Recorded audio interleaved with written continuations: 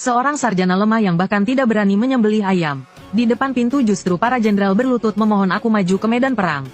Bahkan Kaisar sendiri mengeluarkan 19 titah berturut-turut.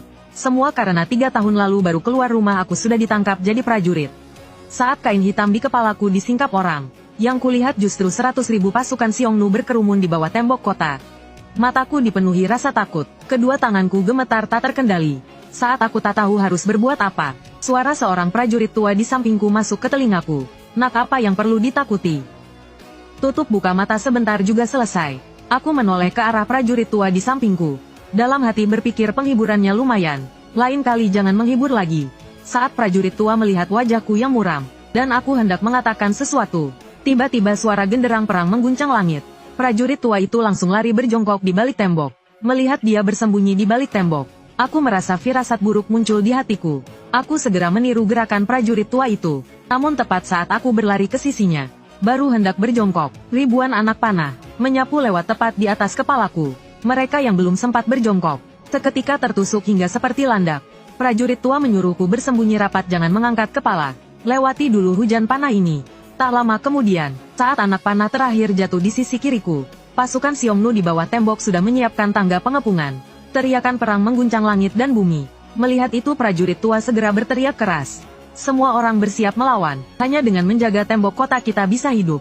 Namun saat aku melihat barang yang dibagikan kepadaku, hatiku langsung terasa dingin. Sebuah busur panah yang rusaknya sudah tak karuan, dan hanya 5 batang anak panah.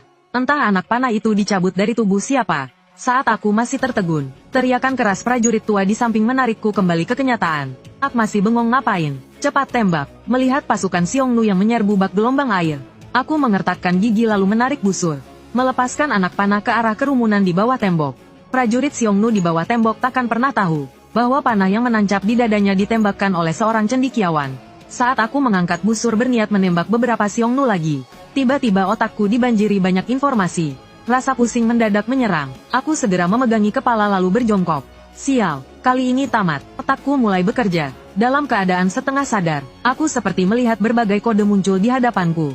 Melihat situasi ini, aku bukan malah takut, justru menjadi sangat bersemangat. Kupikir setelah berpindah ke tubuh sarjana lemah, aku akan menjalani hidup biasa sampai mati.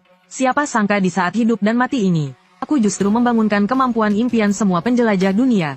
Namun saat aku mengira bisa tak terkalahkan dan membantai segalanya, aku mendapati sistem ini hanya muncul sesaat. Ibarat orang sudah menyiapkan popcorn, yang diputar malah kartun anak. Tak berdaya, aku hanya bisa kembali menghadapi kenyataan. Yang terpenting sekarang adalah bertahan hidup, karena pasukan Xiongnu makin banyak berkumpul. Jenderal penjaga kota